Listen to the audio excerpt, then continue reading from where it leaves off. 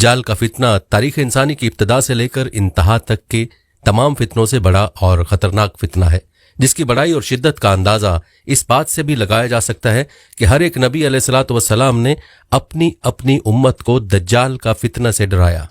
दज्जाल का मायनी है बहुत ज्यादा झूठा शख्स, क्योंकि दज्जाल भी हक के साथ बातिल को मिलाकर झूठ बोलेगा, इसलिए इसे दज्जाल कहा गया है। यह अव्वलन खुद को मोमिन जाहिर करेगा और लोगों को भलाई की तरफ बुलाएगा, लेकिन फिर नबूवत का और आखिरकार खुदाई का दावा करेगा। मशहूर है कि उसकी असल यहूद से होगी। हकीमुल उम्मत मुफ्ती अहमद यार खान नईमी रहमतुल्लाह अलैह फरमाते हैं, दज्जाल दो किस्म के हैं, छोटे और बड़े। छोटे दज्जाल बहुत हुए और होंगे। हर झूठा नबी, झूठा मौलवी, सूफी जो लोगों को गुमराह करें वो दज्जाल हैं। बड़ा दज्जाल सिर्फ एक ही है जो दावा खुदाई करेगा। इमाम मोहम्मद बिन अहमद कुर्तबी रहमतुल्लाह अलैह फरमाते हैं, दज्जाल और कुर्ब क़यामत इसके ज़ाहिर होने पर एतकाद रखना बरहक, और यही अहले सुन्नत बिल अमूम फ़िक़्ह कराम और मुहद्दिसीन इज़ाम का मसलक है। मुख्तलिफ अहादीस में दज्जाल का हुलिया बताया गया है।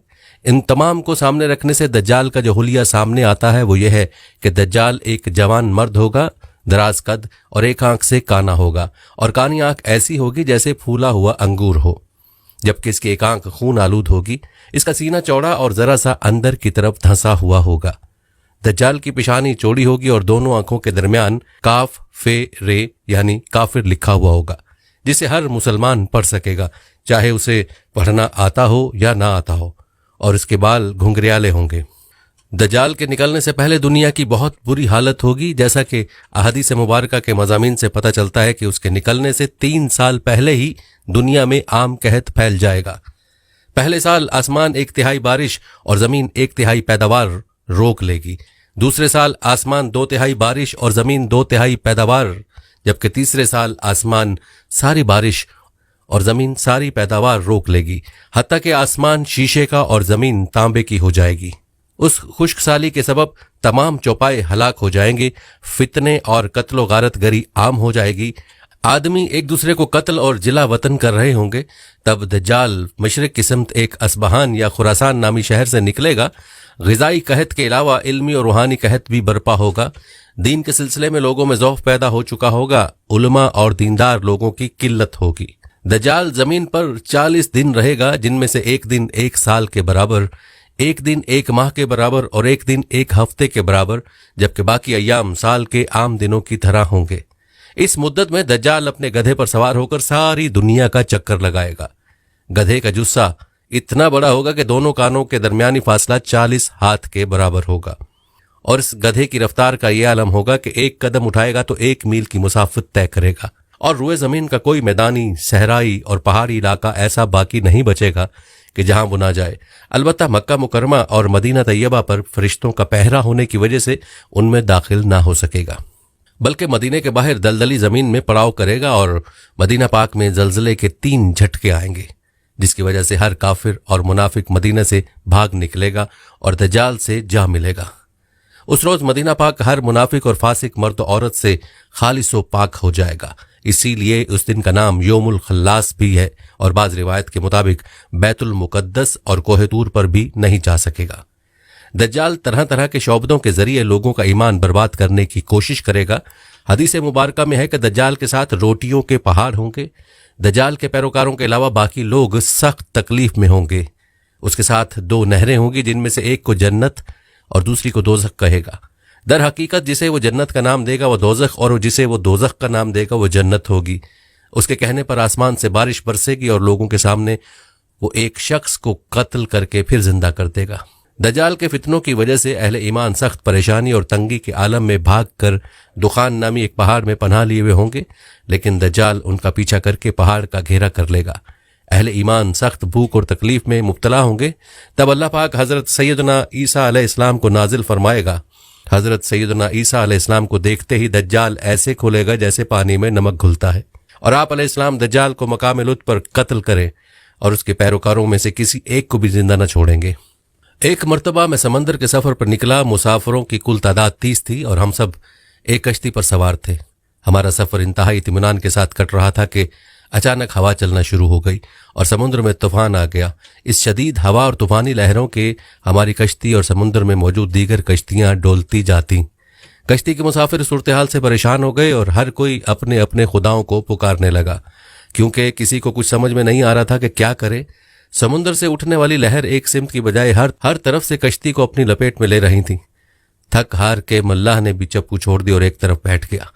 अब हम में से हर किसी को ये यकीन हो चुका था कि एक मौत यकीनी है। सूरज गुरूब होने का था और इसकी रोशनी आहिस्ता आहिस्ता खत्म होती जा रही थी। शाम का अंधेरा और मंजिल का कोई पता नहीं था। यह भी खबर न थी कि कश्ती किस सिमत में जा रही है और समंदर की लहरें अब कब तक कश्ती को सलामत रहने देंगी। इस खौफ और राज की हालत में रात गुजर गई और सुबह की हल्की हल्की रोशनी फैलने से हर तरफ उजाला ही उजाला हो गया। कश्ती के रात भर हिचकोले खाने के बाद किसी को कुछ खबर न थी कि हम कहाँ पहुंच गए। फिर अगला दिन भी इसी कैफियत में गुजरा और फिर इसी तरह रात के बाद दिन और दिन के बाद रात आती गई और हमारी कश्ती को समंदर में फंसे हुए पूरे 30 दिन गुजर गए। फिर अचानक 30 दिनों के इस सूरत हाल के बाद भूल भटके मुसाफिरों को दूर से ऐसा नजर आया जैसे दरख्त समंदर में खड़े हों। 30 दिन से मुसीबत में फंसे हुए मुसाफिरों को यह मनाजर देखकर उम्मीद की कुछ नजर आई और मल्लाह ने जल्द से जल्द वहां पहुंचने के लिए पूरी कुव्वत के साथ चप्पू चलाना शुरू कर दिए और कश्ती को तेजी के साथ उन दरख्तों की तरफ ले जाने लगा। कश्ती में मौजूद मुसाफिर जिन्हें यकीन हो गया था अब मौत के सिवा कोई चीज नहीं, उनके चेहरे पर जिंदगी की उम्मीद नजर आने लगी।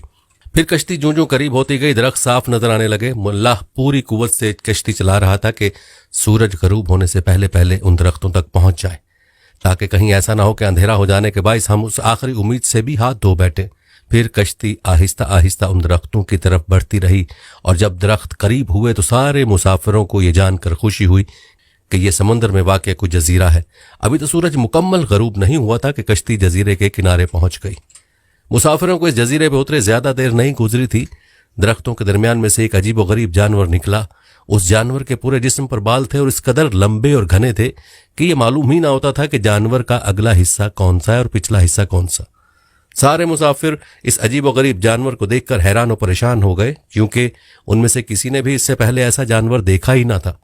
अब इस पुरस्रार जजीरा को देखकर सब परेशानी में मुब्तला हो गए कि ये क्या बला है। एक मुसाफिर ने दूसरे मुसाफिर से पूछा कि ये क्या चीज है। जानवर ने मुसाफिर की ये बात सुन ली और मुसाफिर के जवाब से पहले जानवर खुद बोला, मैं जासूस हूं। जानवर के इंसानों की तरह गुफ्तगू करने से तमाम मुसाफिर मजीद परेशान हो गए, क्योंकि आज तक उन्होंने किसी जानवर को इंसानी जुबान में बोलते नहीं देखा था, न सुना था।